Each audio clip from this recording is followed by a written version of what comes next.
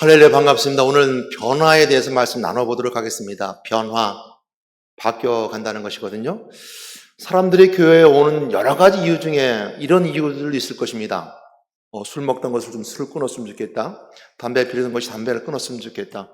가난했지만 좀 부자가 되었으면 좋겠다. 질병이 있었지만 병이 좀 고쳐졌으면 좋겠다. 내가 귀신이 들렸지만 귀신이 좀 떠나갔으면 좋겠다. 여러 가지 요소들 중에서 교회 오는 이유 중에 있겠지만 변화되게 오는 마음으로 오는 분들이 있을 것입니다. 어느 목회자든 다 마찬가지겠죠. 목회자들은 성도들이 다 변화되길 바랍니다. 바뀌길 바랍니다. 그 바뀐다는 그 마음은 누구나 다 똑같을 것입니다. 그러나 걱정거리가 있습니다. 갈라디아서 3장 3장 말씀이 분명하게 경고하고 있는 메시지가 있죠. 어리석다 갈라디아 사람들아, 너희들이 성령으로 시작했다가 어떻게 육체로 마치겠느냐, 이렇게 경고가 있습니다. 우리 교회 안에는 두 부류의 사람이 있다라고 나눠볼 수 있는데요. 예수를 믿고 믿음 안에서 성장하고 변화되는 사람이 있을 것이고, 또 처음 와서 아니면 참된 그리스도 복음을 듣지 못해서 아직 믿지 않은 상태에서 믿어야 될 사람이 있다라고 두 종류의 사람을 놓고 생각해 볼 수 있습니다. 그런 과정이 있을 때 생각해 볼 수 있는 것은 불신자가 성도가 되는 과정을 한번 이렇게 생각해 볼 수 있습니다. 예수를 그리스도로 복음을 듣습니다. 처음 불신자는 예수가 누군지도 모르죠. 또 알 수도 없었습니다. 그러나 여러분들처럼 정말 성령이 감동되어서 은혜 가지고 세상에 나가서 복음을 전할 때 예수 그리스도를 전하게 되고 그 전하는 소리를 듣습니다. 듣고 그렇구나. 인생의 해답 대신 그리스도를 내가 만나야 되겠구나. 그분만이 나의 모든 인생의 문제를 해결할 것이고 사주팔자 운명의 내 모든 것을 다 해방시켜 줄 것이며 참된 자유함이 있을 것이라고 하는 그 확신을 그 마음에 품고 예수를 영접합니다.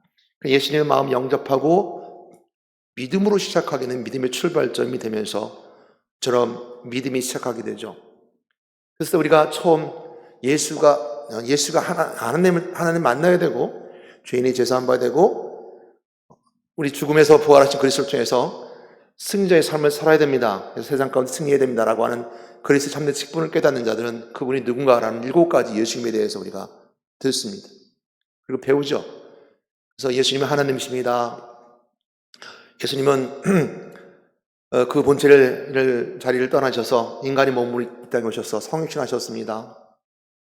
공생하심을 통해서 우리에게 하나님의 힘을 직접 말씀 가운데 증거해 주셨습니다. 십자가 죽으심을 통해서 사랑을 우리에게 보여주셨으며 그리고 부활하셨습니다. 사망 권세를 깨뜨려 부활하신 후에 승천하시면서 성령이 이 땅에 우리에게 보내셨습니다. 그리고 다시 오시마 하는 재림의 약속을 붙잡습니다. 이것이 예수님이라는 소리를 듣죠.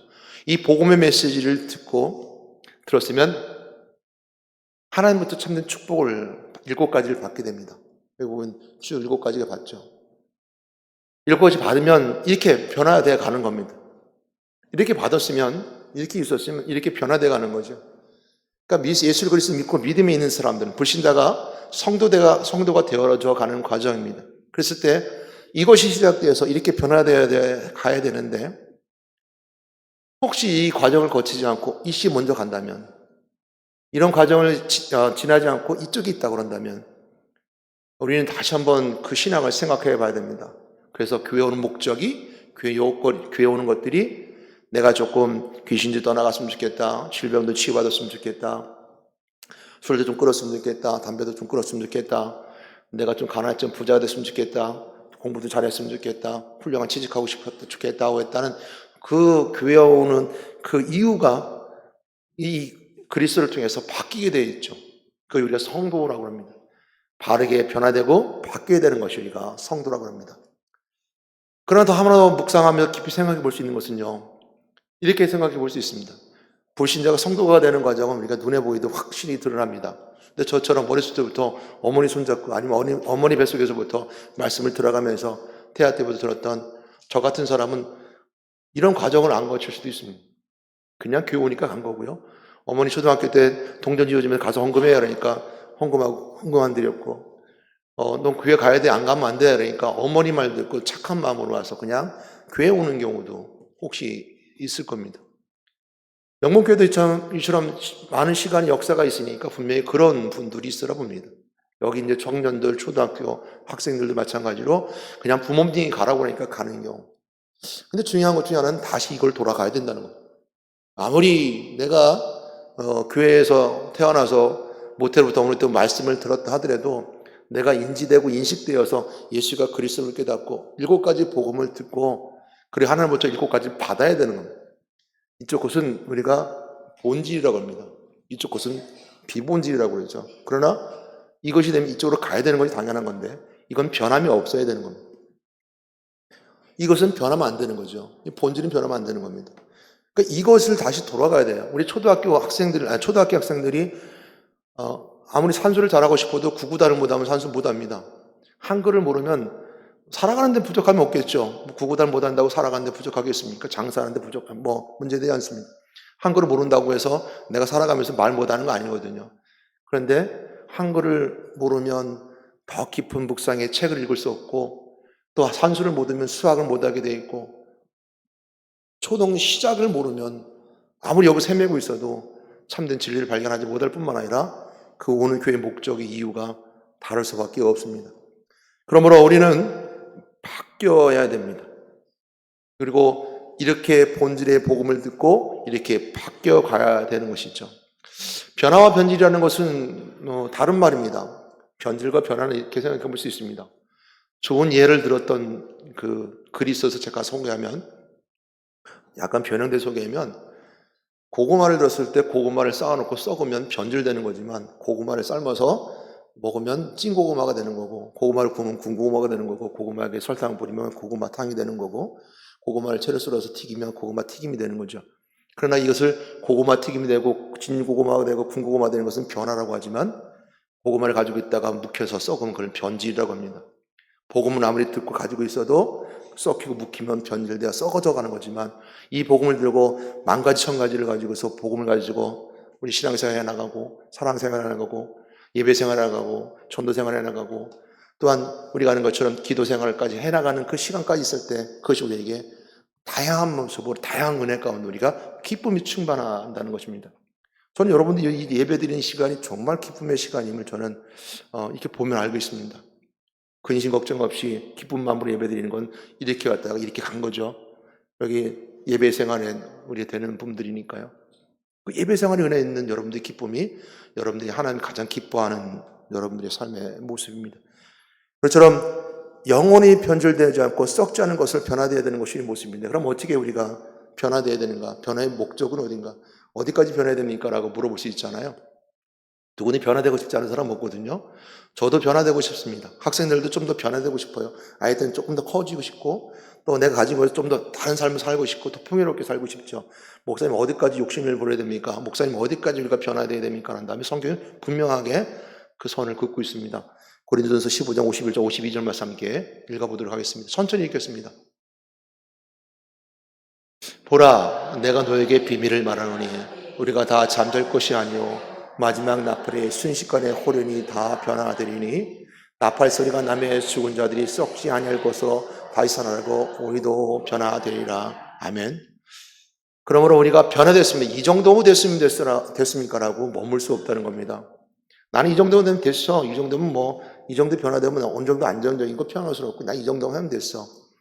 내가 연세 드신 분들은 죄송하지만 내가 이 정도 인생을 살아왔고 이 정도 모아놨고 이 정도 기르고 자식도 잘 결혼하고 장가하고 시집가고 이만큼 돈 많았고 이 정도면 됐어. 그게 끝이 아니라는 거죠. 우리 신앙생활에서는 거기 끝이 아니하고 우리 삶은 거기 끝이 아니하고 오늘 고린도전서 15장 51절 52절 말씀하는 것처럼 나팔 불 때 우리 변화되는 시간이 있는 것처럼 우리가 죽음 후에 영생의 삶이 있는데 그 영생의 삶에 있어서 예수 그리스도가 다시 강림하실 때 우리가 휴거되는 그 시간 속에 변화된 변화체로 바뀌게 됩니다. 이것이 우리 궁극적으로 바뀌게 될 변화체의 모습입니다. 그래서 예수님께서 변화선에서 그 변화사의 모습을 우리에게 보여주셨을 뿐만 아니라 제자들에게 그걸 잘 알려주셨던 부분들이 바로 변화된 자의 모습입니다. 저는 여러분들이 모두 주님 오신 은혜 나팔 불 때 다 변화되어 다 만나는 그 은혜 시간이 있기를 주님으로 축복합니다. 그것이 우리가 가야 될 목적지 끝까지 가야 될 변화의 모습인 겁니다. 그렇게 변화되어야 되는 거죠. 왜 우리가 변화되어야 될까라고 한다면, 교회는 변화해야 되는 건 맞는데 그 변화되는 것들에 있어 왜 변화해야 될까? 왜 이 그리스도인이 이렇게 변화되어야 될까라고 한다면, 이렇게 변화되지 않으면 가짜이기 때문입니다. 진짜이지 않기 때문입니다.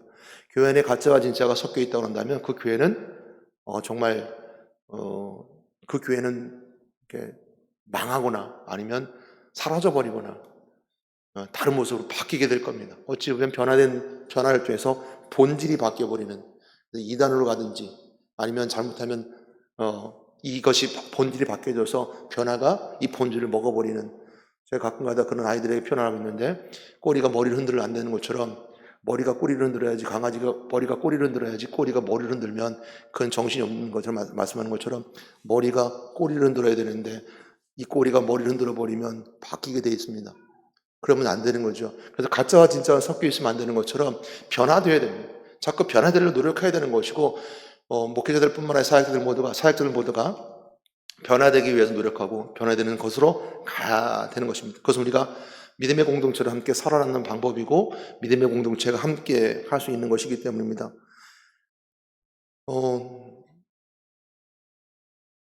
신명기 7장 1절 4절 말씀을 보게 되면 좀 이따 읽겠습니다. 신명기 7장 1절 4절 말씀을 보게 되면, 신명기는 디트로노미라고 해서 제2의 복음서, 제2의 율법서라고 합니다. 그래서 율법을 받았던 출애굽기의 과정의 내용을 신명기는 모세가 다시 한번 해석해서 보여주는 것이 신명기인데요. 그러면서 이 신명기 내에서 가나안 땅에 들어가기 전에 이스라엘 백성들에게 권면하는 내용이 있습니다. 하나님이 이렇게 말씀하셨다. 너희들이 들어가게 되면 들어가서 모두 다 진멸하는데 결혼도 시키지 말고 그 사람들 어울리지도 말고 이렇게 말합니다. 그럼 진멸시켜라 이렇게 말합니다. 7장 1절 4절 말씀 한번 같이 천천히 읽어보도록 하겠습니다. 내 하나님 여호와께서 너를 인도하사 내가 가서 차지할 땅으로 들이시고 내 앞에서 여러 민족 헷 족속과 기르가스 족속과 아모리 족속과 가나안 족속과 브리스 족속과 히위 족속과 여부스 족속 곧 너보다 많고 힘이 센 7 족속을 쫓아내실 때에 내 하나님 여호와께서 그들을 내게 넘겨 내게 치게 하시리니 그때 너는 그들을 진멸할 것이라. 그들과 어떤 언약도 하지 말 것이요 그들을 불쌍히 여기지도 말 것이며 또 그들과 혼인하지도 말지니 내 딸을 그들의 아들에게 주지 말 것이요 그들의 딸도 내 며느리로 삼지 말 것은 그가 내 애들을 유혹하여 그가 여호와를 떠나고 다른 신들을 섬기게 하므로 여호와께 너희에게 진노하사 갑자기 너희를 멸하실 것임이니라.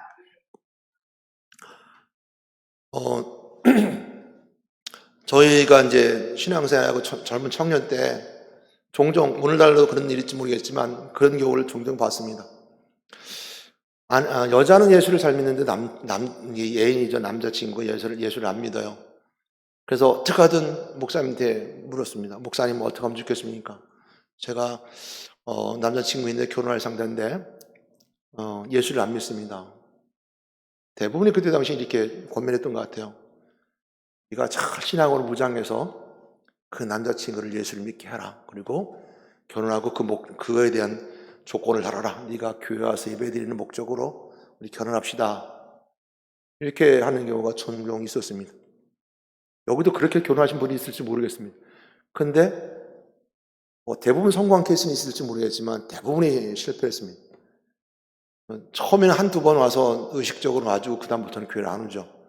오히려 교회 오는 걸 무기 삼고 다른 것을 더 강력히 요구합니다. 그래서 신앙을 실패하는 종종 우리 신앙인들을 많이 봤습니다. 그때 당시에만 해도 그것이 옳은 줄 알았습니다. 어떻게 하든 내가 신앙으로 무장하면 이길 수 있을 것이다. 신앙으로 내가 든든히 세워지면 저 남자친구 정도야 내가. 근데 실질적으로 결혼하고 삶을 사다 보면 그 뜻대로 안 되는 걸 종종 보게 됩니다. 오늘 가나안 땅에 들어가는 이스라엘 백성들의 모습은요, 천국을 향해 가는 우리의 공동체의 모습을 잘 보여주고 있습니다. 오늘날 우리가 예수 그리스도 믿는 믿음의 공동체가 천국을 향해 달려가는 자의 모습처럼 이스라엘 백성들은 가나안 땅이라고 하는 약속의 땅을 들어가기 위해서 하나님께서 꾸준히 그들을 케어해 주시고 안고 가십니다. 신명기 7장 말씀 그렇게 말씀하고 계시죠. 내가 너희들을 안고 왔다라고 말하고 있습니다. 안고 가시고 있는데 그들이 가나안 땅에 들어간다는 것은 어찌 보면 약속의 땅을 들어가는 겁니다. 실질적으로 약속의 땅을 들어갈 때 그들에게 말합니다. 그들과 결혼도 하지 마라. 진멸하라. 그리고 뒤에 보면 5절 말씀 이해 보면 그 아세르 목상을 부서뜨리고 그리고 다 그 우상을 다 제거해 버려라. 너희는 하나님의 거룩한 백성이라 이렇게 말씀해 주고 있거든요. 그런데 결국 그들은 가나안 땅을 다 점령하지 못합니다. 물론 이제 7족속이 나오게 되는데요. 7족속 이후에 나머지 보게 되면 10족속이 쭉 설명하는데 7족속은 7이라는 완전수를 통해서 가나안 땅의 모든 족속을 말합니다.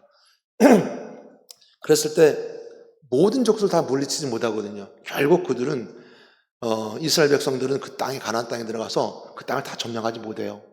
점령할 것 같이 들어갔지만 점령하지 못했습니다. 그런 걸 통해서 그들은 결국 그 약속의 땅에서 살지 못합니다. 이걸 통해 우리가 반면교사 삼을 수 있는 것은 오늘날 우리에게 주시는 은혜 가운데 믿음의 공동체가 약속의 땅을 향해 갈 때 우리가 타협하고 또한 우리가 생각하는 것처럼 그런 문화를 받아들이고 또 이 가짜와 진짜가 섞여서 가짜라고 하는 것에 대해서 받아들이고 순종하기 아니라 받아들이면 순응하면 오늘 가나안 땅에 들어가지 못한 이스라엘 백성들, 물론 들어갔지만 다 점령하지 못하고 정복하지 못한 이스라엘 백성들의 모습을 우리도 동일하게 갈 수 있다는 겁니다. 그러므로 여러분들이 진짜인 것처럼 변화된 삶의 모습으로 끊임없이 변화되어 가야 된다는 것이 우리가 이 믿음의 공동체의 중요한 자의 모습입니다. 저는 여러분 모두가 기쁨을 가지고 이 본질의 모습으로 변화되어서 이 믿음의 공동체를 지켜나가고 있음을 믿습니다. 그 믿음의 공동체가 되기를 주님 이름으로 축복합니다. 그러므로 우리 오늘 말씀이 있는 본문을 붙잡자라는 겁니다. 오늘 본문의 말씀을 다시 한번 천천히 읽어보도록 할 텐데요. 우리도서 5장 14절 말씀부터 천천히 읽어보겠습니다. 그리스도의 사랑이 우리를 강권하신도다. 우리가 생각하건대 한 사람이 모든 사람을 대신하여 죽었은즉 모든 사람이 죽은 것이라. 여기 멈추겠습니다. 14절 돌아가 봐주세요. 그리스도의 사랑이 우리를 강권한다는 메시지는 어떤 의미로 나오게 됐냐면요. 사도 바울이 고린도 교회에 고린도 후서는 쓰게 된 배경은 고린도 전서에 이후에 사도 바울이 전도 다니다가 고린도 교회 사람들에게 아주 좋지 않은 소리를 듣습니다. 그리고 그들에게 서신을 보내게 되는데 그 서신을 보내면서 좋지 않은 소리가 무슨 소리였냐면 고린도 교회 전도자, 그러니까 팔레스타인 지역에서 온 전도자들이 와서 사도 바울을 비난하고 적대시하는 메시지를 주고 있었습니다. 그래서 사도 바울의 사도직이라든지 또 사도 바울의 외모라든지 또 사도 바울이 전하는 메시지에 대해서 아주 적대적으로 말하고 있을 때 너희들은 적대적으로 말하고 있지만 나는 너희들에게 그리스도의 사랑으로 강권한다 라면서 본질 얘기입니다. 사랑으로는 우리가 강권한다 라는 말씀을 통해서 보시는 것처럼 오늘 여기 사랑이라는 말씀 다시 한번 생각해 보시기 바랍니다. 강권하시는데 우리가 생각하건대 그랬습니다. 사도 바울이 한 사람이 모든 사람을 대신해 죽었은즉 모든 사람이 죽은 것이라. 뒤에 15절 읽겠습니다. 그가 모든 사람을 대신하여 죽으심은 살아있는 자들로 하여금 다시는 그들 자신이여 살지 않고 오직 그들을 대신하여 죽었다가 살아나신 이를 위하여 살게 하려 하심이라. 16절 말씀. 그러므로 우리가 이제부터는 어떤 사람도 육신을 따라 알지 아니하노라. 비록 우리가 그리스도 육신을 따라 알았으나 이제부터는 그같이 알지. 거기 멈추겠습니다. 한 사람 말미암아 모든 사람이 죽었다는 겁니다. 그러므로 한 사람이 죽어서 모든 사람을 대신해 죽었으니까 모든 사람 다 죽었다는 것이거든요. 그래서 그로부터 우리가 이제부터는 어떤 사람도 육신을 따라 알지 아니하노라. 비록 우리가 그리스도 육신을 따라 알았으나 이제부터는 그같이 알지 아니하노라. 17절 말씀 읽겠습니다. 그런즉 누구든지 그리스도 안에 있으면 새로운 피조물이라. 이전 것은 지나갔으니 보라 새 것이 되었도다. 아멘. 그리스도 예수 안에 있으면 새로운 피조물이랍니다. 그리스도 예수 안에 있으면 새로운 사람이랍니다. 그리고 새 것이 되었다 그랬습니다. 얼마나 감사한 일인지 모릅니다. 그리스도 예수 안에 있으면 새 것이랍니다. 새로운 피조물이라는 말씀을 붙잡아야 됩니다. 오늘 이 시간 붙잡아야 될 것이 그겁니다. 변화에 있어서 변화의 메시지 가운데 붙잡아야 될 말씀은 새로운 피조물이라. 그리스도 예수 안에 있으면 새 것이 되었다. 보라 이전 것은 지나갔다라는 겁니다.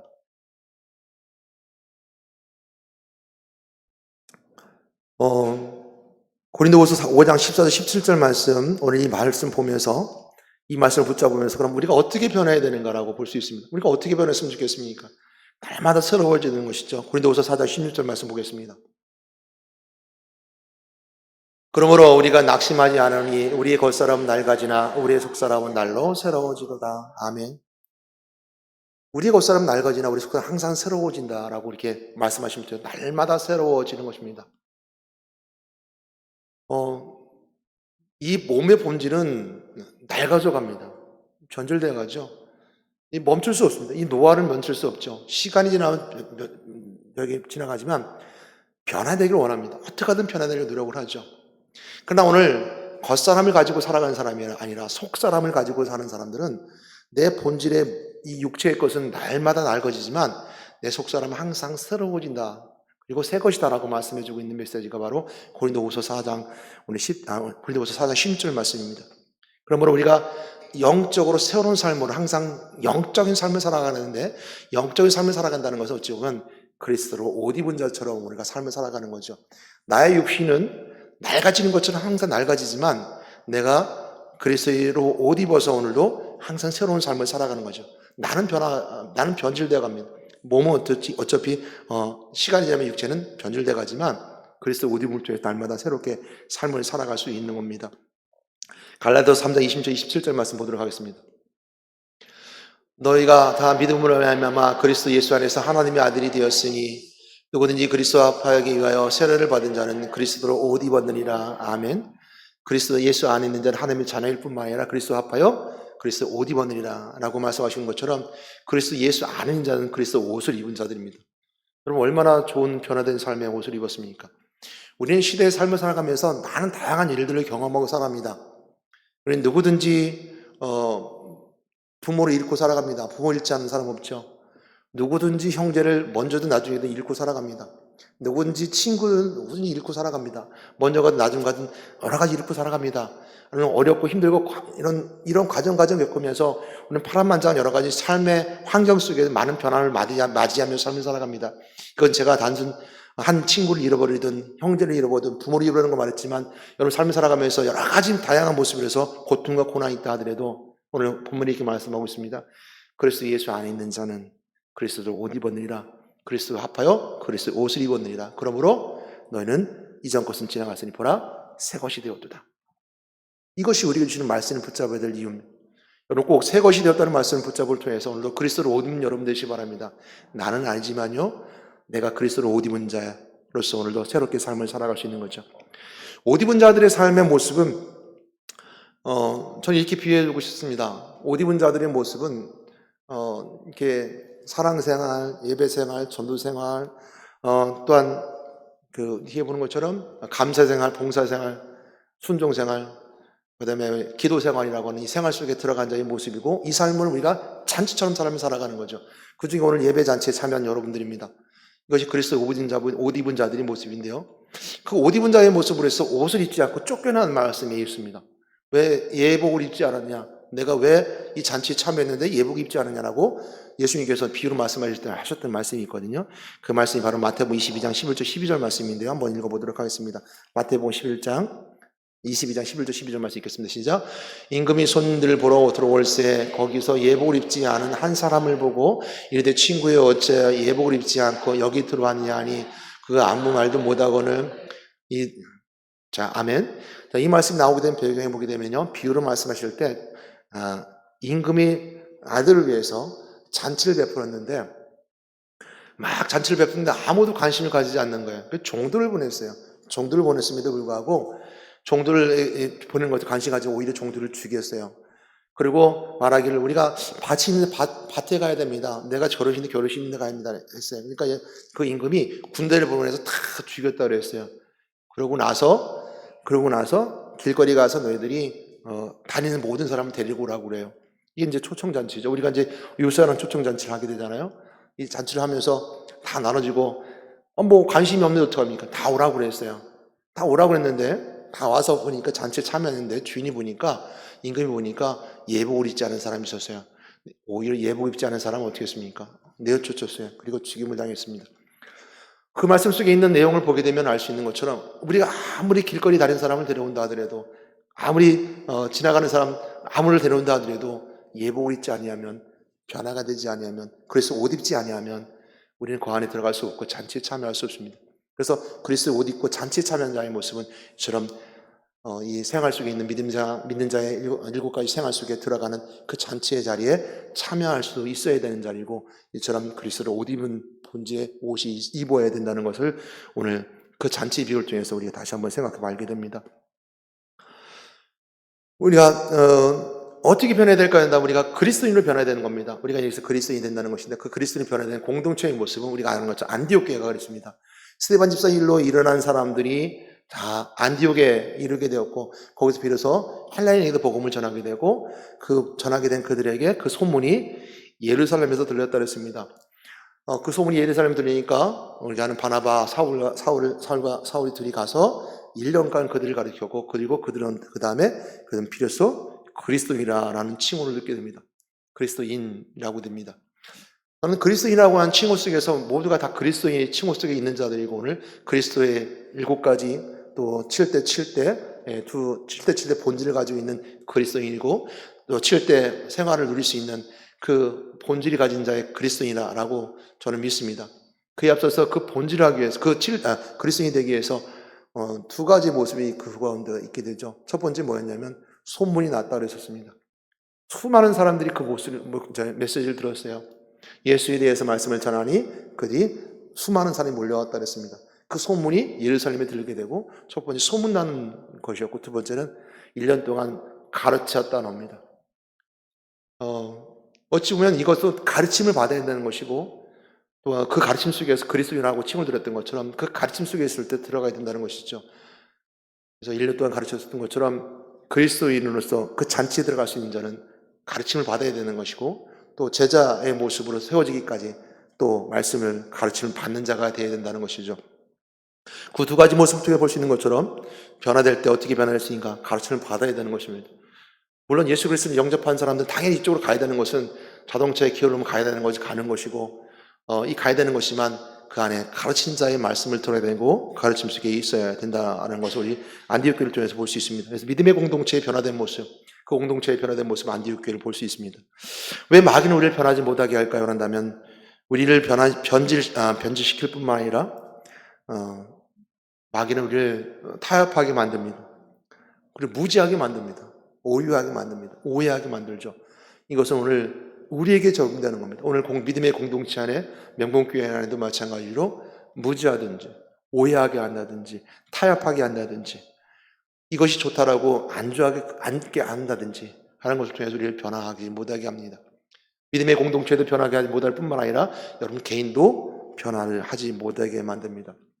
그러므로 오늘 여러분들이 결단했으면 좋겠습니다. 나는 변화되리라. 그리고 말씀의 가르침 속에 들어가야 되리라. 듣는 자가 말씀을 듣는 귀가 열려서 듣기 원한다라고 우리가 고백하고 결단하는 여러분 되시길 주님으로 부탁드립니다.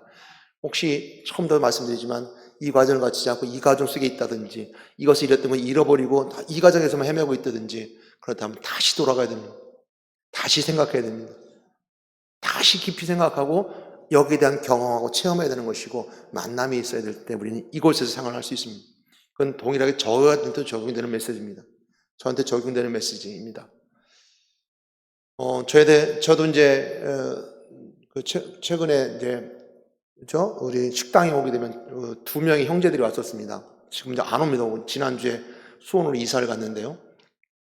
그 형제가 온 지는 아마 제가 생각하기에는 코로나 있을 때부터 와서 이제 음식을 가져갔었던 것 같은데, 처음 모르다가 제가 어떤 여차 일이 있어서 집을 알게 돼서 여기 이제 요양병원, 큰사랑 요양병원 옆에 연합빌라라는 빌라에 사는 것을 알게 됐습니다. 그러면서 작년 5월 달쯤인가, 작년 가을인가 올 봄인가, 이제 어머니가 요양원에 있다가 소천했다는 소리를 듣고 기도를 해주고 또 누나가 있다는 걸 알게 됐습니다. 동생은 장애가 있습니다. 교통사고 나가서 장애가 있어서 원래는 카메라맨이었다고 합니다. 방송국에서 카메라를 만드는 카메라맨이었는데, 그 형 얘기가 그랬습니다. 카메라맨이었는데 교통사고 나서 이제 장애가 와서 이제 아마 이제 정신을 이제 지체가 생긴 것 같고, 잘은 모르지만 둘이서 다 일을 못해서, 형은 말을 잘하고 정상적으로 말하는데, 근데 그 둘을 볼 때 저도 생각하는 것 중에 하나가, 사랑을 해야지 하면서도 사랑이 아닌 동정을 했던 적이 있었습니다. 나와 그들과 당할 것이 아무것도 없는데 나도 나 안에서 이것을 자꾸 까먹고 여기서만 사랑 생활을 해야 된다니까 사랑해야 된다는 그 마음에 동정심이 앞서죠. 저 불쌍하다. 불쌍한 걸로 끝나는 거죠. 근데 우리가 이것을 알면 하나님 나를 국리를 여기시고 사랑하니까 그 사랑을 가지고 사랑을 해야 되는데 그냥 불쌍하니까 그냥 먹을 것 갖다 주고 우리 이제 가까이 있는 팔목장에 있는 임권사님이 가까운 목장에 있으니까 국사님 권사님 김치 주세요 그래서 갖다 주기도 하고 권사님 빵을 주셔서 빵을 갖다 주기도 했는데 이제 그것이 이제 그냥 불쌍한 것을 받아들이면 동정심으로 하는 저도 가끔 가다가 이걸 잊어먹고 여기서만 있을 때 있습니다. 저도 동일하게 거기에서 벗어나지 그러니까 거기에서도 헤맬 때 있습니다. 어찌면 그것은 새신자에게만 적용되는 것이 아니라 저에게도 적용되고 누구든지 여기서 있는 집부 있는 여러분들도 마찬가지로 자꾸 여기가 아닌 여기를 건너뛰고 여기서 좀 자꾸 있을 경우가 있을 거라 생각합니다. 저 또한 거기서도 자유롭지 못하기 때문이죠. 그러면 우리가 마귀는 이처럼 우리에게 자꾸 타협하게 만들고 잃어버리게 만들고 오류 생기게 만들고 무지 속에 들어가게 만듭니다. 우리에게 변한다면 우리 삶은 변화된 상태이 되는데 첫 번째 영적 상태가 변하게 되죠. 정적 상태가 변하게 되는데 보게 되면 요한복음 5장 24절 말씀 보겠습니다. 내가 진실로 진실로 너희에게 이르노니 네 말을 듣고 나는 지분의 일을 믿는 자는 영생을 얻었고 심판에 이르지 않으니 사망에서 섬기기로 옮겼느니라. 아멘. 우리가 변화된다면 우리가 변화되는 것에 있어서 변화의 시작은 사망에서 생명, 영생으로 옮긴 것입니다. 사망에서 구원으로 바뀌게 된 것이죠. 그래서 우리가 예수 그리스도 아는 자들은 이처럼 변화된 겁니다. 구원받은 자의 삶을 변하게 된 것이고 영적 상태가 변화된 것입니다. 두 번째 변화된 것은 우리가 우리 삶에 있어서 신분의 변화죠. 이제는 마귀의 자녀가 아닌 하나님 자녀로 바뀌게 됩니다. 로마서 8장 14절 17절 말씀 보도록 하겠습니다. 로마서 8장 14절 17절 말씀. 모든 하나님의 영으로 인도함을 받는 사람은 하나님의 아들이라. 너희는 다시 무서운 종의 영을 받지 아니하므로 양자의 영을 받았으므로 우리가 아빠 아버지라고 부르짖느니라. 성령이 청이 우리의 영과 더불어 우리가 하나님의 자녀인 것을 증언하시나니 자녀이면 또한 상속자 곧 하나님의 상속자요 그리스도와 함께 상속자니 우리가 그와 함께 영광을 받게 하여 고난도 함께 받아야 할 것이니라. 아멘. 이제는 우리가 신분이 바뀌어서 하나님의 자녀로 마귀의 자녀가 아닌 하나님의 자녀로 바뀌게 돼 이것이 변화의 모습입니다. 세 번째로 볼 수 있는 건 인생이 변하죠. 성령 인도하는 변화에 있을 때 인생이 변하는데 그 인생은 죄인에서 의인의 종으로 바뀌게 됩니다. 로마서 6장 17절 18절 먼저 볼게요. 로마서 말씀 먼저 볼게요. 로마서 6장 17절 18절 말씀 먼저 보겠습니다. 하나님께 감사리로다. 너희가 본래 죄의 종이더니 너희에게 전하여 준 바 교훈의 본을 마음으로 순종하여 죄로부터 해방되어 의에게 종이 되었느니라. 아멘. 죄의 종에서 의의 종이 바뀌게 되었습니다. 마지막 한 구절 보시는 건 누가복음 8장 35절 39절 말씀을 보게 되려고 하는데요. 이제 시간이 많이 가서 보려고 하는데 사실 성경에서 변화된 사람들이 많이 있습니다. 우리가 아는 것처럼 삭개오 같은 경우 있죠. 키가 작은 삭개오는 그 열정을 가지고 나무로 올라갔죠.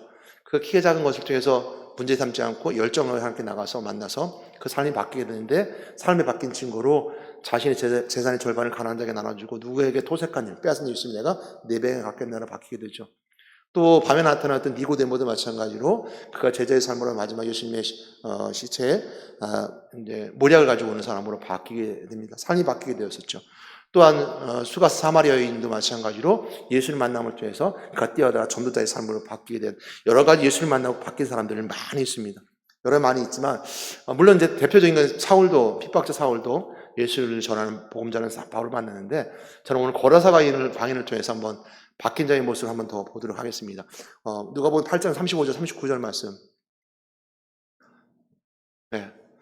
자, 천천히 읽어보도록 하겠습니다. 사람들이 그 이루어진을 보러 나와서 예수께 이르러 귀신 나간 사람이 옷을 입고 정신이 온전하여 예수의 발치에 앉아 있는 것을 보고 두려워하거늘 귀신이 들렸다 자가 어떻게 구원을 받는지를 본 사람들이 그들에게 이르매 가라사인 땅 근방 모든 백성이 크게 두려워하여 예수께서 떠나시길 구하더라.